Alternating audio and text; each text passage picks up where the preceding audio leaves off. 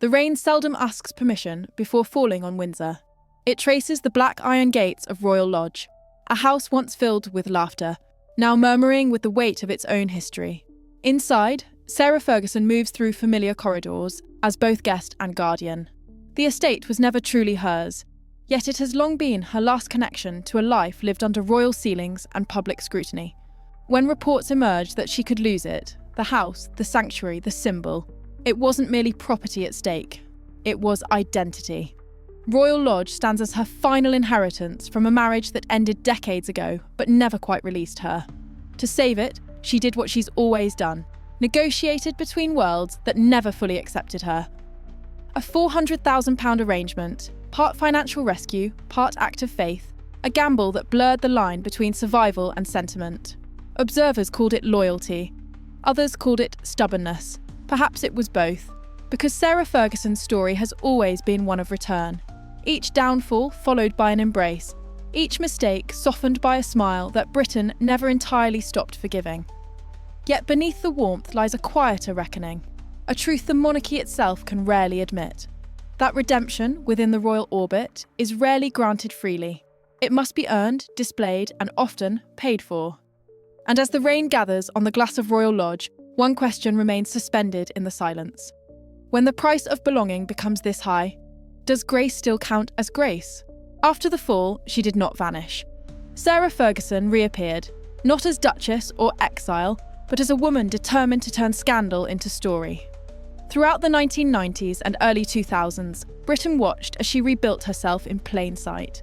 There were children's books written in cheerful ink, daytime interviews filled with laughter, charity tours staged with careful humility. Each appearance was a brick in the reconstruction of her public self, a slow and deliberate act of image alchemy. She called herself a working mother, a survivor, a friend of the people. To many, she seemed refreshingly human, a royal who had tasted ordinary life and returned with lessons to share.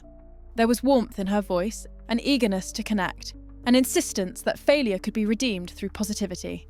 It was self-help, wrapped in soft aristocratic tones. But behind the bright exterior, there was something quieter, the fatigue of constant performance. Her ventures, though hopeful, often drifted between ambition and anxiety. Television partnerships collapsed, sponsorships waned, projects dissolved beneath financial strain. And yet, she persisted. Each setback became another opportunity to begin again. Still, the irony never quite escaped her. Every reinvention, every book signing, every talk show smile was shadowed by the same invisible watermark. The Windsor name, the royal association she could neither officially claim nor truly escape. Within palace walls, her persistence was seen less as resilience and more as restlessness. She was the relative who would not retreat quietly, the ex-Duchess who remained inconveniently visible. Her charm, once celebrated, became exhausting to those guarding the crown's image. And yet, perhaps it was this very visibility that made her indispensable. Fergie's openness, her humour, her lack of pretense, all stood in stark contrast to the monarchy's silence. While others remained distant, she spoke, laughed, apologised, tried again. In a family bound by restraint, she became its most human echo. But the cost of accessibility is exposure. To remain visible, she had to remain performative, a brand more than a being. Her public optimism often masked private uncertainty. Her advice to believe in yourself whispered through the cracks of self-doubt. And beneath it all lingered the quiet question that fame can never silence. When every comeback depends on being seen, what happens when the world stops looking? As the montage of smiles fades, red carpets, interviews, applause, a flicker remains in her eyes. Not deceit, not defiance, but endurance. The face of a woman still learning how to live without a crown, yet still standing where its shadow falls. Loyalty can be its own kind of luxury, beautiful to admire, impossible to afford. For Sarah Ferguson, that loyalty was not merely an emotion, it was a lifelong arrangement. Even after her divorce, she never truly left Prince Andrew. Their shared home at Royal Lodge became a quiet symbol of unfinished ties, a space suspended between affection and obligation. To outsiders, it looked like friendship. To those closer, it resembled dependence dressed as devotion. When the Duke's own controversies deepened, she stood beside him, publicly, faithfully, almost defiantly. Her defence of him was not a press strategy, it was instinct. But in standing by him, she also inherited his shadows. The headlines that once targeted her alone now carried both their names, intertwined like the debts that followed. Financial stability remained elusive. She earned, spent, repaid, borrowed. The rhythm of a life lived in polite deficit. There were reports of bridge loans, mysterious benefactors, discreet interventions, all hinting at a woman held aloft by invisible threads of royal connection and private generosity. Royal Lodge itself became the grandest metaphor of all. Her sanctuary, her sentence. The £400,000 repayment to secure her share was as symbolic as it was desperate, a declaration that she still belonged, even if only through persistence. The monarchy has always valued discretion over devotion. It rewards silence, not survival.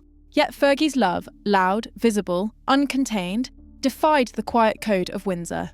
She was the Duchess who would not disappear, the former royal who refused to let history close its doors completely. But visibility carries a tax. Each appearance beside Andrew, each statement of faith, tethered her reputation to his fate. What began as affection hardened into obligation, a moral knot too intricate to untie without tearing something sacred. Her loyalty became less about love and more about identity. Who she was without him seemed unthinkable, perhaps unbearable. In the soft candlelight of Royal Lodge, her world is lined with reminders. Family photographs beside unpaid invoices, gratitude letters near cheques still unsigned. It is not corruption, it is complexity. The quiet arithmetic of consequence, where the cost of belonging exceeds the value of comfort. And so she remains, loyal to the last, a woman balancing devotion against depletion. In a monarchy that prizes restraint, her greatest transgression was simply this. She loved too visibly and for far too long. The headlines returned with the weary familiarity of an old refrain. Fergie in debt. Royal Lodge at risk. Words that once belonged to another decade, another downfall, now echoing through a monarchy desperate to look forward. For Sarah Ferguson, it was as if time itself had folded, scandal revisiting its most faithful subject. She had rebuilt, rebranded, reappeared, yet the story always found her again.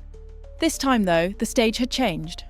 Under King Charles III, the palace had entered an age of consolidation. Fewer faces, firmer boundaries, tighter control. There was little room for sentiment and even less for complication. Royal Lodge, the grand estate she had clung to as proof of endurance, became an emblem of everything the new reign sought to move beyond. The indulgent past, the blurred lines between private affection and public duty, the quiet allowances granted under an older, softer order. Behind closed doors, discussions turned discreet but decisive. The Crown Estate wanted clarity, and the headlines demanded accountability. Fergie's plea for time, to find funds to secure her place, felt both human and hopeless. Observers spoke of paperwork, repayments, and polite ultimatums. But beneath the bureaucracy was something more intimate, a reckoning between gratitude and grief. She refused to leave, not out of pride, but out of principle, or perhaps fear. Royal Lodge was more than a home. It was the last address where her name still carried meaning. To leave it would be to concede the final thread between who she was and who she had become. Even as she faced her own illness, her fight for belonging continued quietly, stubbornly, almost tenderly. Yet the optics were unkind. The image of a former Duchess pleading for residence, while the monarchy itself tightened its moral belt, played awkwardly in the public eye. Sympathy waned, irony returned. The woman who had once symbolised reinvention was again reduced to repayment. And in that moment, beneath the headlines, beyond the whispers, something shifted. It was not collapse in the dramatic sense, but a slow, inevitable closing of a chapter, long overdue. As dusk settles over Royal Lodge, a single window glows, one light against the grey. It burns not for grandeur, but for memory. For the belief that loyalty, however inconvenient, still deserves a home. History has a way of softening its edges. What once felt like scandal now lingers as sentiment. A story retold with less venom, more sighs. For Sarah Ferguson, the passage of time has been both ally and witness. Her daughters, Princess Beatrice and Princess Eugenie, have become her living redemption, embodiments of the quiet respectability she was never allowed to reclaim for herself. They move through the royal circuit with composure, their gestures rehearsed, their words measured. The same cameras that once devoured their mother's missteps now illuminate their poise. And when Fergie appears beside them, a smile framed between two crowns of youth, the nation briefly forgets. Through them, she remains half visible. A familiar figure on the margins of royal photographs, neither reinstated nor erased. The tabloids call it persistence. Perhaps it is something more human, the instinct to stay near the last place you were loved. Royal Lodge still stands, its windows glowing like pages of an unfinished story. For now, she remains within its walls, part tenant, part relic, part reminder. Its ownership, like her role in royal life, feels borrowed, tolerated rather than celebrated. But even borrowed grace has its value. Her relationship with the monarchy has shifted from rebellion to endurance. There are no grand gestures now, no overt bids for re-entry. Just quiet presence, charity events, public readings, hospital visits. Small acts of goodwill performed in the long shadow of history. Not enough to rewrite her reputation, perhaps, but enough to steady it. With the public too, a strange equilibrium has emerged. She no longer inspires fascination or outrage, only a kind of subdued affection. The country's collective recognition that not every royal story must end in exile. Fergie's openness, her humour, her visible flaws have become strangely comforting in an age when perfection feels mechanical. She is, at last, relatable. Not because she triumphed, but because she endured. Her daughter's successes, her continued residence, her recent health battles, all form a portrait of quiet survival. Not victory, not redemption, but continuity. And perhaps that is enough. In the grand theatre of monarchy, where every gesture is measured and every silence observed, Sarah Ferguson remains a rare constant, unpolished, unvanquished, unmistakably human. As the flashbulbs fade and her daughters step forward, she lingers just behind them, smiling. Not centre stage, not forgotten, simply present, the embodiment of grace hard-earned through the long, unglamorous work of staying. History will not crown Sarah Ferguson a heroine, yet neither will it erase her humanity. She stands as one of the few who lived beyond the boundaries of royal narrative, not adored, not exiled, simply enduring in the narrow space between both. Her story began as promise, became spectacle, and ended in something quieter, resilience without applause. To outlive one's scandal, one's marriage, one's usefulness, and still smile into the cameras that once condemned you, that perhaps is its own kind of nobility. Royal Lodge remains her last conversation with the past, an address heavy with memory, defiance, and the soft echo of belonging. Each window, each corridor, holds the scent of a life half remembered and half refused. It is less a home than a vow, a place where she insists on existing, even when the story would rather move on. In recent years, she has turned inward. The children's books continue, the charity work steady and unannounced. Her language now is one of kindness, her mission smaller, humbler, but no less sincere. She no longer seeks forgiveness, only relevance that feels earned rather than borrowed. There is something profoundly British about her persistence. The courage to remain decent in the face of quiet dismissal, to meet irony with humour, to survive through civility. For in the monarchy's moral arithmetic, redemption is rarely given freely. It must be renewed, sustained, lived into. And so she carries on, not as a Duchess of grandeur, but as a woman of endurance. Still loyal, still visible, still standing in the long shadow of a life too public to reclaim and too private to forget. As dawn settles over Windsor, the lights of Royal Lodge begin to dim. The last candle flickers in the window, neither triumphant nor defeated, merely awake. And as the camera pulls back through the mist, one question lingers like breath in cold air. Can grace still survive when it's no longer gilded?